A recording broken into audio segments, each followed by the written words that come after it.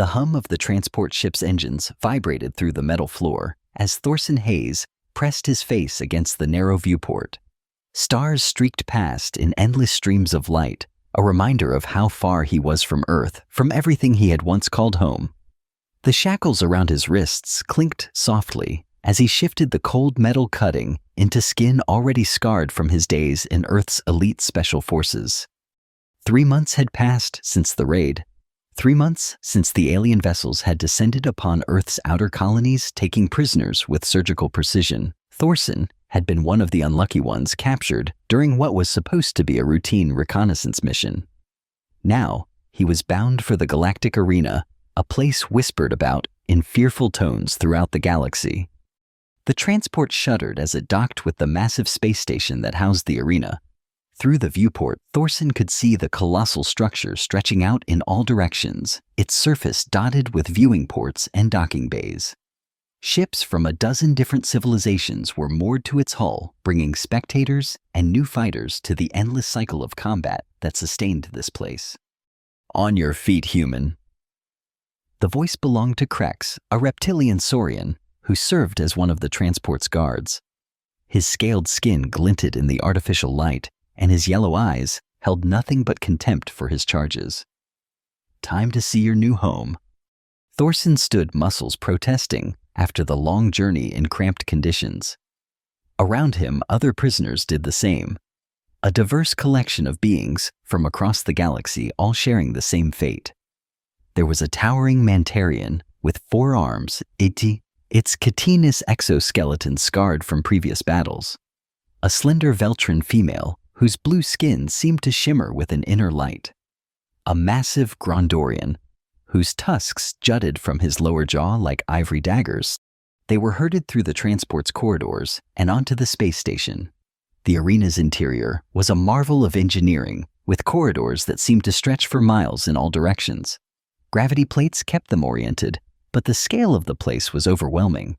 Everything was built to accommodate beings of vastly different sizes and physiologies. The processing center was efficient and humiliating.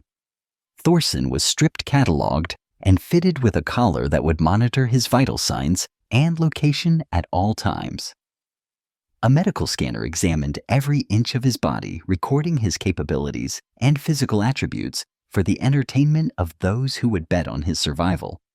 "Interesting specimen," muttered the Zephyrian technician, operating the scanner, his translucent skin revealing the flow of luminescent blood beneath.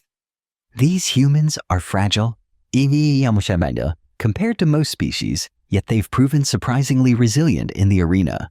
Your odds of survival past the first week are 12%. Thorson said nothing. He'd learned that showing emotion was a sign of weakness here, and weakness was quickly exploited. Instead, he focused on taking in every detail of his surroundings, mapping potential escape routes, and noting the security measures in place. The living quarters for new gladiators were Spartan, but functional. Each fighter had a small cell with a sleeping platform, basic hygiene facilities, and a food dispenser that provided nutrition tailored to their species' needs. Thorson's cell was on sublevel 7. Deep within the station's bowels, where the gravity was heaviest and the air recycling systems worked hardest to maintain breathable atmosphere. As he settled onto his sleeping platform that first night, Thorson closed his eyes and let his mind wander to memories of Earth. He thought of his unit, his comrades who had fallen in the raid. He thought of his small apartment in Neo Angeles, of morning coffee and the sound of rain on the windows. And then, unbidden, came thoughts of her, Tyra. Even her name sent a wave of emotion through him that he quickly suppressed. They had met during a diplomatic mission to Centauri Station, where she had been part of a trade delegation from the Lyrian Consortium. She was princess of her world, daughter of the High Chancellor, and beautiful beyond description. Her skin had an opalescent quality that shifted between silver and blue, depending on the light, and her eyes were like looking into twin galaxies. Their affair had been brief but intense, conducted in secret between official meetings and trade negotiations. When her delegation had departed, she had promised to find a way for them to be together again. That was 6 months ago, and now Thorson was trapped in this arena, While he didn't know where she was. The thought of her possibly being in danger of never seeing her again was more painful than any physical wound. The first week in the arena was devoted to assessment and training.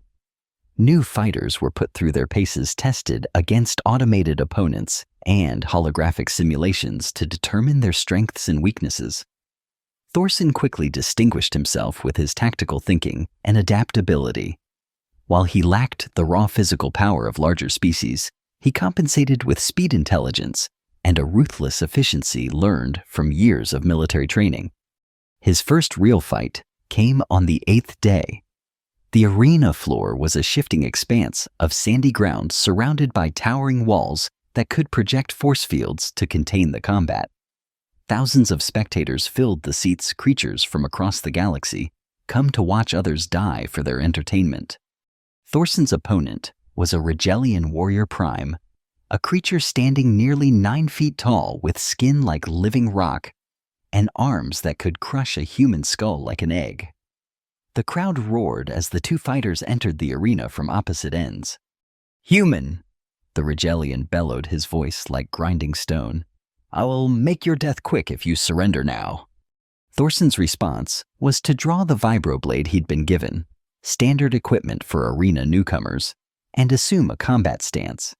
The weapon hummed with energy, its edge capable of cutting through most materials. But against the Rigelian's stone-like hide, it would be like attacking a mountain with a butter knife. The warrior prime charged each step, shaking the arena floor. Thorson waited until the last possible moment before diving aside, bringing his blade across the back of the creature's knee. The vibroblade shrieked as it found a gap in the natural armor, drawing a line of phosphorescent blood. The Rigelian spun faster than something that size had any right to move, backhanding Thorson across the arena. The human rolled with the blow, using the momentum to spring back to his feet. His ribs screamed in protest, but nothing felt broken. What followed was a brutal dance of death. The Rigelian had strength and near invulnerability, but Thorson had speed and cunning. He used the arena itself as a weapon, luring his opponent into charging at the force field walls, using the rebound to deliver precision strikes to vulnerable points. It took 20 minutes, but eventually the warrior prime fell. Thorson's blade buried between the armor plates at the base of its skull. The crowd's roar was deafening as Thorson stood over his fallen opponent, blood streaming from a dozen wounds, his blade dripping with phosphorescent ichor. That night, as medical drones tended to his injuries, Thorson learned he had attracted attention.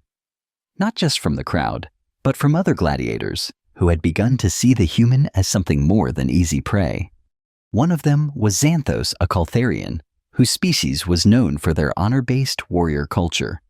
He stood 7 feet tall with pale purple skin and silver markings that denoted his rank as an elite fighter. He appeared at Thorson's cell the morning after the fight. "Human," Xanthos said, his voice carrying the subtle harmonics of his species' complex vocal cords. "I watched your battle yesterday. You fight without honor, striking from shadows using tricks and deception." Thorson looked up from where he was exercising, testing the mobility of his newly healed injuries. "Honor doesn't keep you alive in here." To his surprise, Xanthos laughed. "True words. I have been in this arena for 3 years. I have seen 1,000 warriors die because they believed honor mattered more than survival. I think perhaps we can learn from each other." It was the beginning of an unlikely friendship. Xanthos taught Thorson about the arena's unwritten rules, about the various species they would face and their weaknesses. In return, Thorson shared human military tactics and strategies that proved surprisingly effective against opponents who fought with brute force rather than cunning. Weeks turned into months. Thorson fought in the arena regularly, his reputation growing with each victory. He learned to adapt to different types of combat: gladiatorial matches, team battles, survival challenges, and ever-changing environmental hazards. The arena's floors could become swamps, Arctic wastelands, or molten hellscapes at the whim of the arena masters. During this time, he also learned more about the political structure that governed the arena. It was owned and operated by the Hegemony, a coalition of the galaxy's most powerful civilizations. At its head was Droskar the Conqueror, a being whose species was unknown but whose cruelty was legendary. He had built this empire on the suffering of others, turning death into entertainment and profit. It was 3 months into his imprisonment that Thorsson's world was turned upside down. He had just finished a particularly brutal match against a pack of genetically modified predators from the Edgeworlds when Xanthos found him in the medical bay. My friend Xanthos said, his voice heavy with concern, "There is something you need to see." He led Thorsson through the arena's twisting corridors to an observation deck that overlooked one of the station's docking bays. Through the transparent steel window, Thorsson could see a familiar ship, sleek white-hulled bearing the insignia of the Lyrian Consortium. "That ship arrived this morning," Xanthos explained. "It carries VIP passengers for tonight's gala event. The arena hosts these gatherings regularly to court favor with wealthy patrons and potential investors." Thorsson's hands pressed against the window as he searched the docking bay. Then he saw her, and his world stopped. Tyra stood on the boarding ramp, as beautiful as he remembered, but changed in subtle ways. She wore robes of state deep blue with silver threading that caught the light. Her opalescent skin seemed dimmer somehow, and even from this distance, Thorsson could see tension in her posture. But it was the figure beside her that made Thorsson's blood run cold. Droskar himself stood there, a towering form in ornate armor, his face hidden behind a mask of black metal. One of his hands rested possessively on Tyra's shoulder. "The rumors say she is to be his bride," Xanthos said quietly. "A political alliance between the Hegemony and the Lyrian Consortium. The wedding is to take place after tonight's festivities." Thorsson felt the walls of the arena closing in around him. But this time, it wasn't the physical barriers that trapped him. It was the realization that while he had been fighting for his life, Tyra had been fighting her own battle, one that she was losing. "There's more," Xanthos continued. "I have contacts among the maintenance staff. They say she didn't come willingly. She's been kept under guard since her arrival, and her ship's captain requested political asylum. He was executed for his troubles." The hatred that filled Thorsson in that moment was unlike anything he had ever felt. It burned through his veins like molten metal, giving him a clarity of purpose that was almost religious in its intensity. Droskar hadn't just stolen Thorsson's freedom. He had stolen the woman he loved and was now planning to force her into marriage. "I need to get to her," Thorsson said. "Impossible," Xanthos replied. "The VIP sections are heavily guarded. Even if you could reach them, you'd never make it back alive." "Then I'll find another way." Over the following days, Thorsson threw himself into research. He studied the arena's layout, its security protocols, its staff rotations. He cultivated contacts among the other gladiators, the maintenance workers, the medical staff. Slowly, a plan began to form. The arena operated on a strict hierarchy. The lowliest prisoners fought in minor matches for the entertainment of mid-level patrons. As fighters proved themselves, they graduated to larger venues with wealthier audiences. At the very top were the championship battles contests, featuring the arena's most elite fighters for the entertainment of the galaxy's richest and most powerful beings. If Thorsson could fight his way to the top level, he would earn access to the VIP sections where Tyra was being held. It was a desperate plan with little chance of success, but it was the only chance he had. He began to fight with a fury that surprised even his closest allies. Where once he had fought for survival, now he fought for something far more precious. His victories became more spectacular, more brutal. He didn't just defeat his opponents, he destroyed them completely, leaving no doubt about his superiority. Word of the human gladiator's rampage spread through the arena like wildfire. Bets were placed, fortunes made and lost on the outcome of his matches. Within 2 weeks, he had earned a place in the mid-tier competitions. Within a month, he was facing elite opponents in the upper arenas. But his meteoric rise hadn't gone unnoticed by the arena's masters. They began putting him against increasingly dangerous opponents, hoping to end his winning streak before it became an embarrassment. They sent him against a pack of void spawn from the galactic rim creatures that existed partially outside normal spacetime and could phase through solid matter. Thorson trapped them in a chamber he flooded with exotic radiation, forcing them back into normal space where they could be killed. They pitted him against Gorlak the Destroyer, a cybernetically enhanced Grondorian who had killed more gladiators than any other fighter in the arena's history. Thorson studied holovids of Gorlak's previous fights for days, identifying the weak points in his cybernetic systems.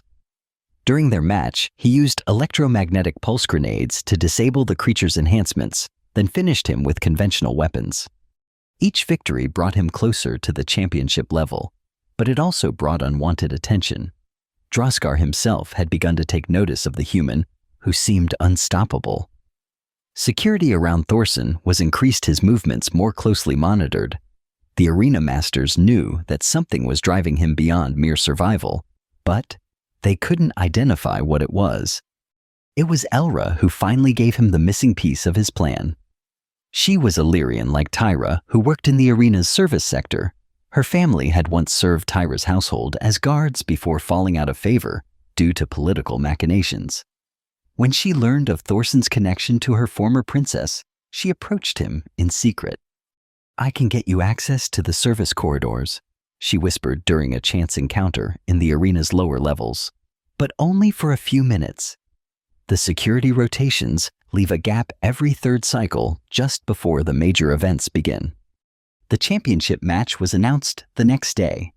Thorson would face Krogmor, the current champion, a being that was as much machine as flesh, with weapons integrated directly into its body.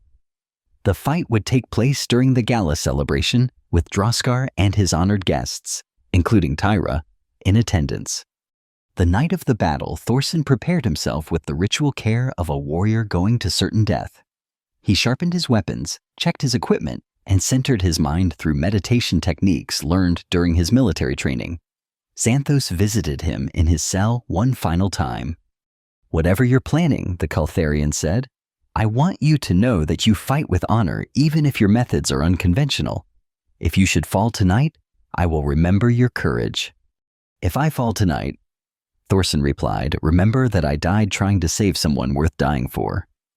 The arena had been transformed for the evening's festivities. Holographic displays showed previous championship battles, while servants moved among the VIP boxes, serving exotic delicacies from across the galaxy. The crowd was the largest Thorson had ever seen, with beings from hundreds of worlds come to witness what was being billed as the fight of the century. In the highest box visible, even from the arena floor, sat Droskar. His armor gleamed in the arena lights, and his mask had been replaced with an ornate helm that resembled a skull. Beside him, radiant in her formal robes, sat Tyra. Even at this distance, Thorson could see the way she held herself, rigid, controlled like a caged bird, trying not to show its desperation.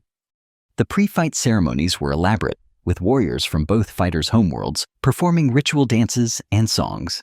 Then the announcements began, history and achievements recited in a dozen languages for the diverse audience.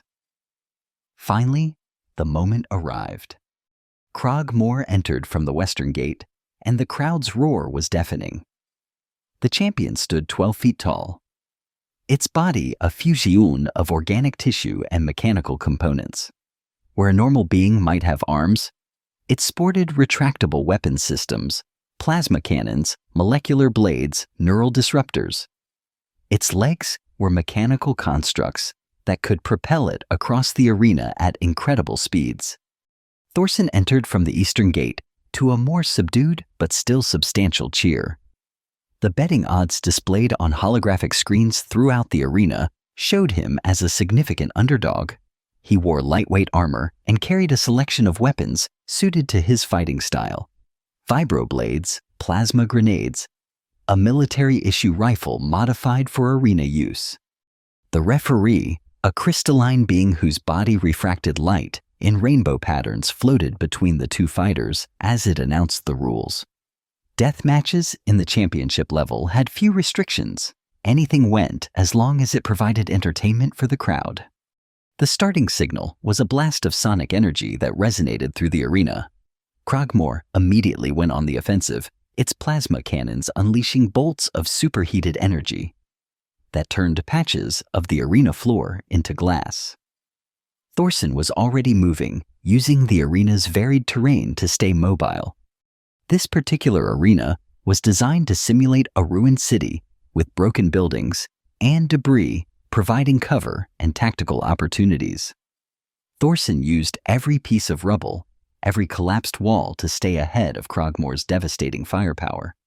But he couldn't run forever. Eventually, he would have to engage. His first real attack came from above. Using grappling equipment, he scaled one of the taller ruins and leaped down onto Krogmore's back, attempting to disable its weapon systems with targeted strikes from his vibroblades. The champion's response was to trigger a localized electromagnetic pulse that fried Thorson's equipment and hurled him across the arena. The human landed hard, but rolled with the impact, coming up with his rifle ready. He fired burst after burst at the champion's joints and sensory arrays, trying to find weaknesses in its integration of organic and mechanical components. Krogmore retaliated with molecular blades that extended from its arms, each swing carving through stone and metal with equal ease. For nearly an hour, the two fighters danced their deadly dance. Thorson used every trick he knew, every technique he had learned in the arena and in his military training. He lured Krogmore into environmental traps, caused structural collapses, even turned the champion's own weapons against it by redirecting plasma bolts with strategically placed reflective surfaces. But slowly, inevitably, he was losing. Krogmore's endurance was nearly limitless, its mechanical components self-repairing minor damage. Thorson, for all his skill and determination, was still human. Injuries accumulated, equipment failed, and his movements became incrementally slower. It was then, as the crowd sensed that the end was near, that Thorson played his final card. Hidden in his boot was a small device Elra had given him, a localized virus designed specifically for Krogmore's control systems. She had spent months developing it, studying technical readouts smuggled from the champion's maintenance records. The difficulty was getting close enough to deploy it. Krogmore was wary now, having learned to respect Thorson's cunning. It stayed at range, using its ranged weapons to pin him down while gradually wearing him away. Thorson's opportunity came when a particularly violent exchange brought down one of the arena's central structures.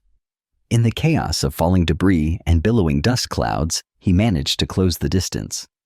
As Krogmore's molecular blade swept toward his head, Thorson dropped to his knees and pressed the virus device against the champion's primary neural interface.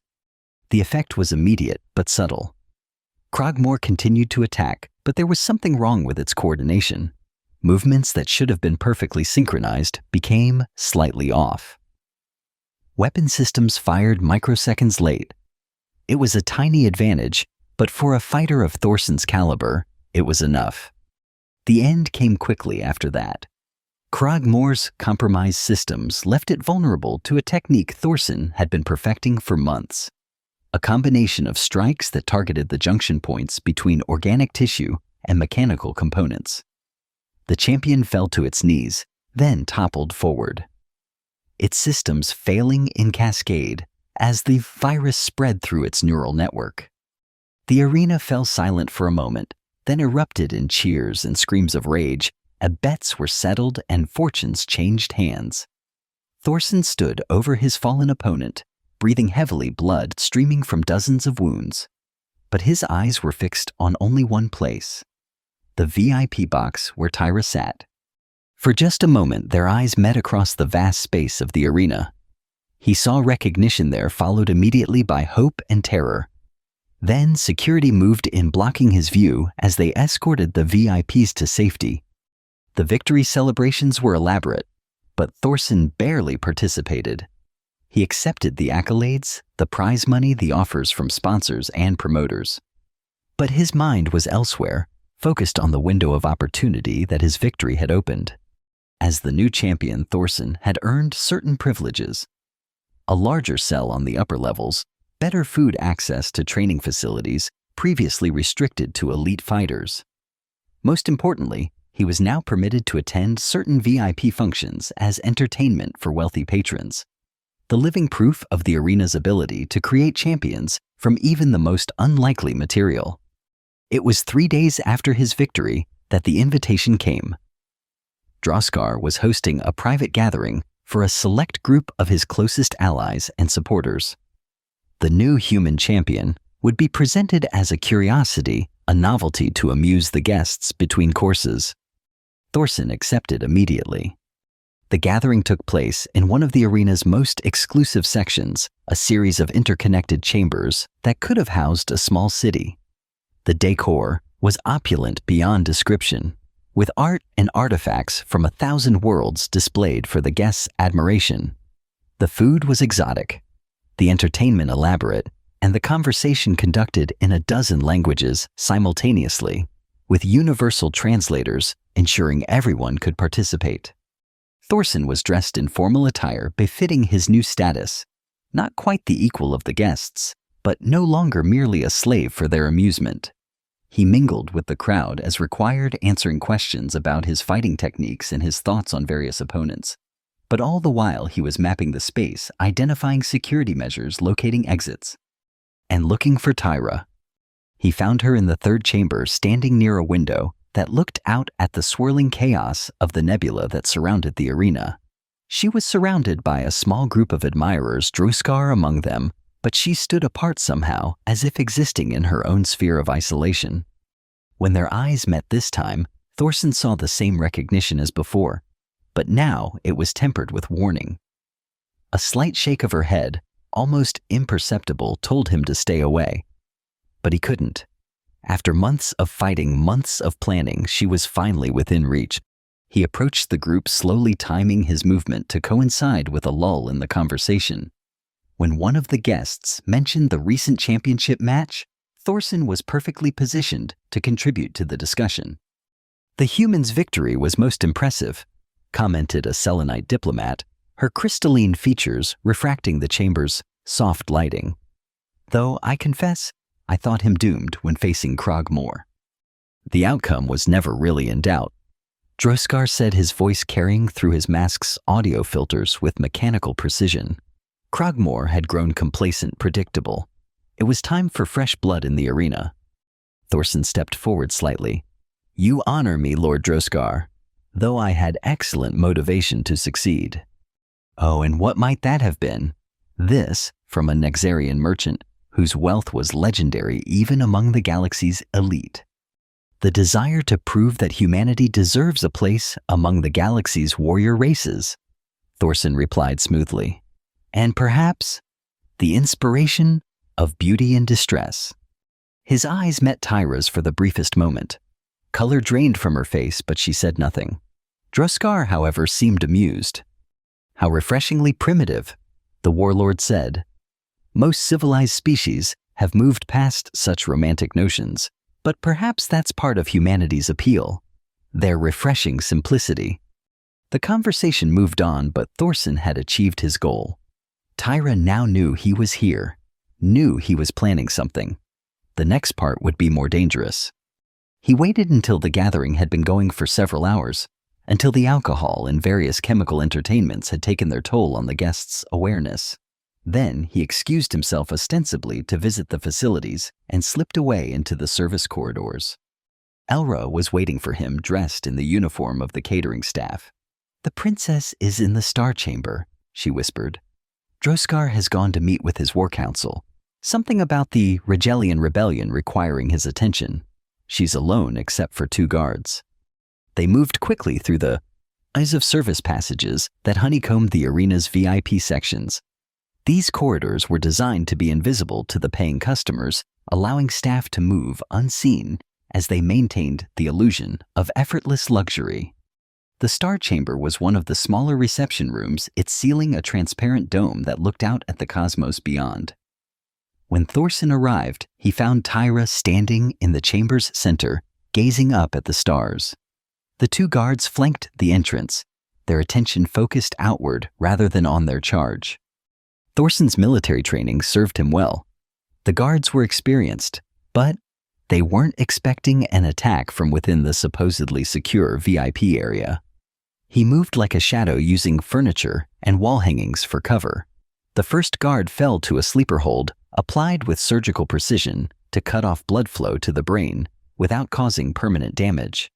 The second turned just in time to receive a pressure point strike that dropped him instantly. "Tyra," Thorson whispered. She turned, and for a moment the careful mask she had worn at the gathering dropped away. Joy, relief, and terror warred in her features. Then she was in his arms, and nothing else in the universe mattered. "How?" she whispered against his chest. "How did you find me?" "I've been looking for you since the moment I was brought here," he replied. "When I saw you at the docking bay, I knew I had to reach you, no matter what it cost." She pulled back to look at him, her hands framing his face. "You're hurt," she said, noting the fresh scars from his battle with Krogmore. "I'm fine, but we need to leave now. I have a ship waiting." "No." Her voice was firm, resolute. "You don't understand the situation. My presence here isn't just about Droskar's desire for a political marriage. My father is dead, Thorson, assassinated 3 weeks ago. Droskar's forces have occupied my homeworld. I'm not just his intended bride. I'm the last legitimate heir to the Lyrian throne. If I disappear, he'll have an excuse to rule directly, and my people will suffer even more than they already are." Thorson felt the weight of the situation settling on his shoulders. "Then we find another way. We expose what he's done rally support. With what army, what allies? Every civilization that might have stood with Lyria has already been conquered or cowed into submission. The hegemony is too powerful, and Droskar is too clever to leave evidence of his crimes. There has to be something." "There is." Her voice was steady, but he could see the fear in her eyes. "Droskar has made one mistake. He's grown arrogant, complacent. Tonight, while he's distracted by the rebellion reports, his personal security is lighter than usual. His private chambers hold the command codes for the entire arena system, including the automated defenses." Thorson understood immediately. If we could broadcast the truth about what happened to your father, the arena's communication array reaches every civilized world in the galaxy. During major events, the signal is boosted to ensure good reception. If we could take control of the system during tomorrow's grand tournament, you're talking about a direct assault on the most heavily defended section of the station. I'm talking about the only chance my people have for freedom.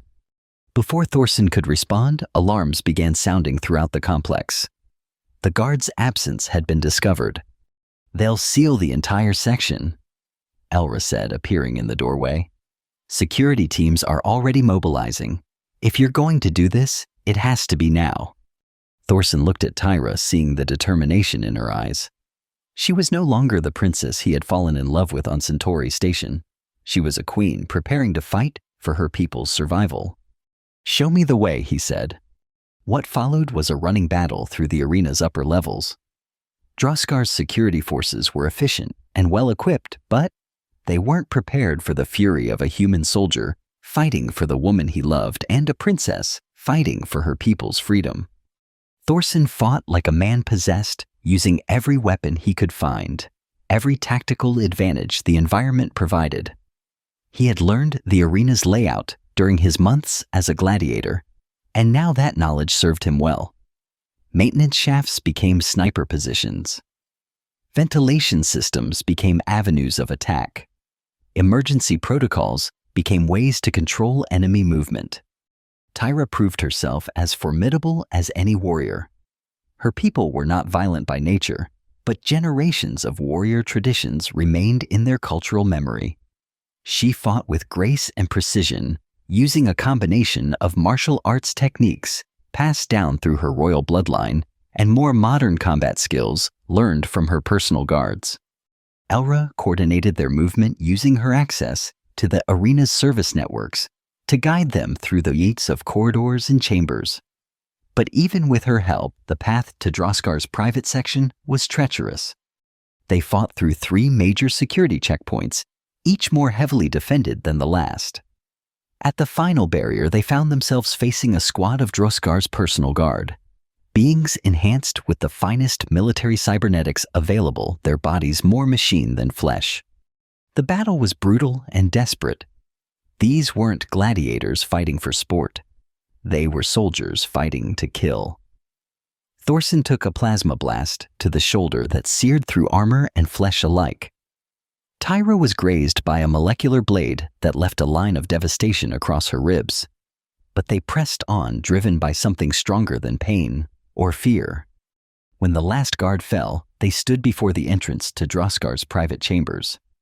The door was a masterwork of defensive engineering designed to withstand anything short of a direct hit from a capital ship's main guns. It was Elra who provided the solution. "The ventilation intake," she said, pointing to a grate near the ceiling. "It's shielded but not as heavily as the main entrance. If we can overload the power coupling." Thorson nodded, understanding immediately. He armed one of his remaining plasma grenades and modified its detonation sequence. "Get back," he warned, then hurled the device at the ventilation grate. The explosion was contained but devastating, creating a hole just large enough for them to squeeze through. They found themselves in a maintenance shaft that ran along the outer wall of Droskar's chambers, giving them access to the command center beyond. The room they dropped into was a monument to power and conquest. Holographic displays showed the status of Droskar's entire empire, the location of his fleets, the production levels of his industrial worlds, the tribute flowing in from conquered systems. At the center of it all was the primary command terminal, a device that controlled every aspect of the arena's operation. "The communication array," Tyra said, moving to one of the secondary terminals. "I can access it from here, but I'll need time to break through the encryption." "You'll have it," Thorson promised, moving to guard the chamber's main entrance. He sealed the door and activated the room's internal defenses, but he knew they wouldn't hold for long. Already he could hear the sound of cutting tools on the other side, security teams working to breach their makeshift fortress. Minutes stretched like hours as Tyra worked at the terminal, her fingers flying across holographic interfaces as she navigated through layers of security protocols. Ancient Lyrian programming techniques learned from the archives of her people proved surprisingly effective against Droskar's relatively modern systems. "Almost there?" she muttered, sweat beading on her forehead. "Just need to establish the connection." The main door exploded inward. Just as she achieved success, security forces poured into the chamber, led by Droskar himself. The warlord had abandoned his ceremonial armor for a combat suit that bristled with weapons and defensive systems. "Step away from the terminal," he commanded, his voice carrying the mechanical echo of the suit's external speakers. "You've caused enough trouble, human. And as for you, my dear princess, this display of defiance only proves how much you need the guidance of a stronger hand." "The guidance of a murderer, you mean?" Tyra replied, not moving from the terminal. "Did you think I wouldn't learn the truth about my father's death? About the poison in his wine, the assassins you sent to ensure his compliance?" Droskar's laugh was like grinding metal. "Your father was weak, unwilling to see the necessity of unity under strong leadership. His death was regrettable but necessary for the greater good of your people." "The greater good?" Thorson stepped between Droskar and Tyra, his weapons trained on the warlord. "Is that what you call enslaving entire civilizations? Forcing sentient beings to fight and die for your entertainment?" "I call it order," Droskar replied. "I call it peace through strength. Something your primitive species should appreciate given your own violent history." Behind Thorson, he heard the distinctive harmonic chime that indicated a successful connection. Tyra's voice, amplified by the arena's communication system, began to broadcast to every world in the galaxy. "People of the galaxy, I am Princess Tyra of Lyria, daughter of High Chancellor Valdris, who was murdered by the warlord Droskar.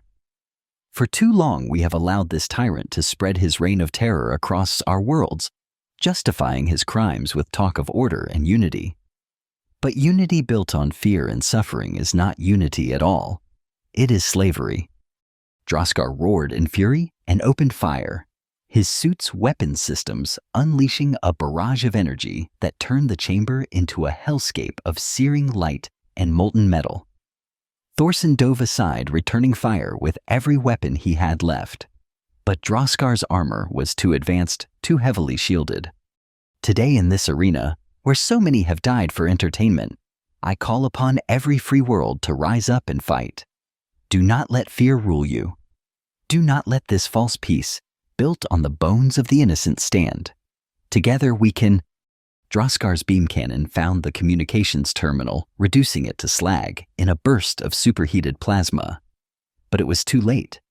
The message had been sent broadcast to billions of worlds across the galaxy. You think your words will change anything? Droskar snarled, advancing on them both. You think the civilized worlds will risk their comfort for a few conquered systems? You understand nothing of power, child. He was probably right, Thorson thought. But sometimes understanding didn't matter. Sometimes you had to fight anyway, just because it was right. The final battle was brief but intense.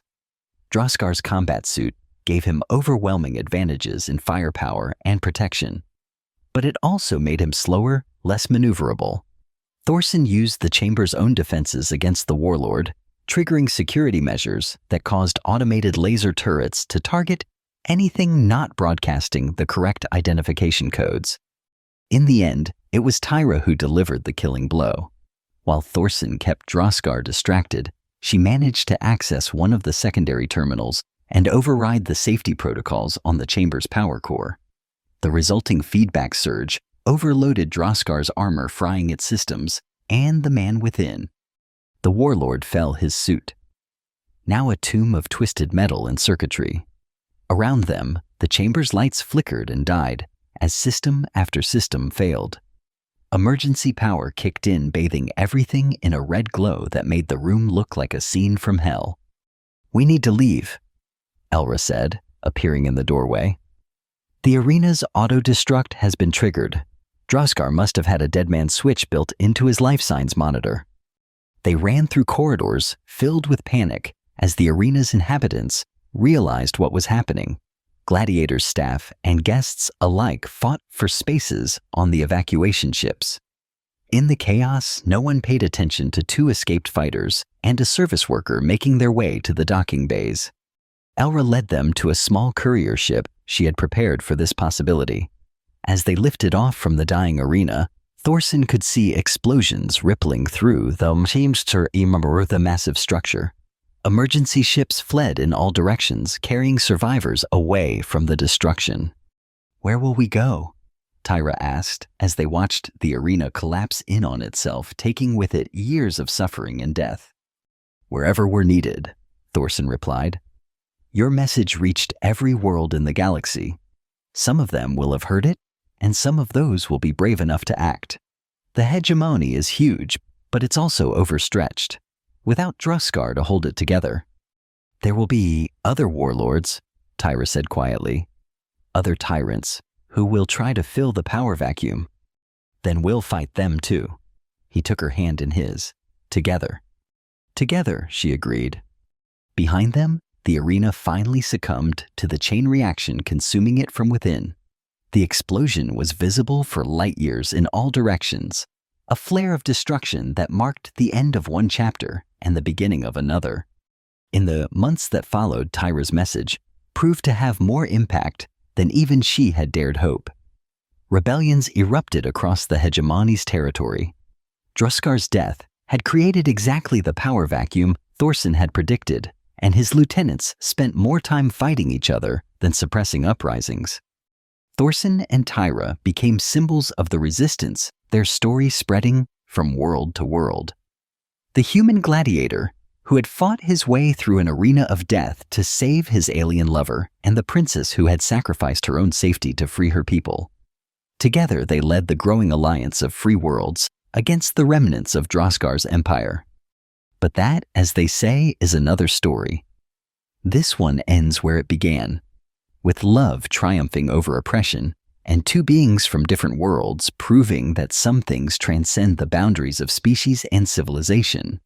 In a small cabin aboard a rebel ship, as it traveled between the stars on yet another mission to liberate the oppressed, Thorson and Tyra held each other and watched the universe wheel past their viewport. They had paid a price for their freedom. Both bore scars that would never fully heal, but they had each other and they had hope. And sometimes that was enough. The galaxy was vast, full of wonders and terrors in equal measure.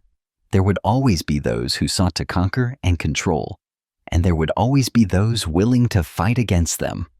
The balance between order and chaos, freedom and oppression, would continue to shift like the tides. But for now, in this moment, two lovers watched the stars and planned for tomorrow. And in the space between heartbeats, between one thought and the next, they were at peace. The trail of bodies Thorson had left in the arena had led him to Tyra, just as the path of resistance they now walked would lead to other battles, and to other victories, other losses. But whatever came next, they would face it together. In the end, perhaps that was the point of it all. Not the fighting, not the dying, not even the winning, just the simple fact that in a universe vast and cold and often cruel, love could still bloom between two beings, willing to sacrifice everything for each other. And if that wasn't worth fighting for, then nothing was. The stars wheeled on in their eternal dance, indifferent to the small dramas played out among them. But for those brief candles that burned bright enough to matter, that dared to rage against the dying of the light, even the stars might pause to take notice. And in that pause, in that moment of cosmic acknowledgement, lay hope for all the races of the galaxy. Hope that no matter how dark the times became, there would always be those willing to fight for something greater than themselves. Love, freedom, justice. Hope. These were not merely human concepts. They were universal truths, written in the hearts of all sentient beings who dared to dream of something better. And sometimes, just sometimes, those dreams came true.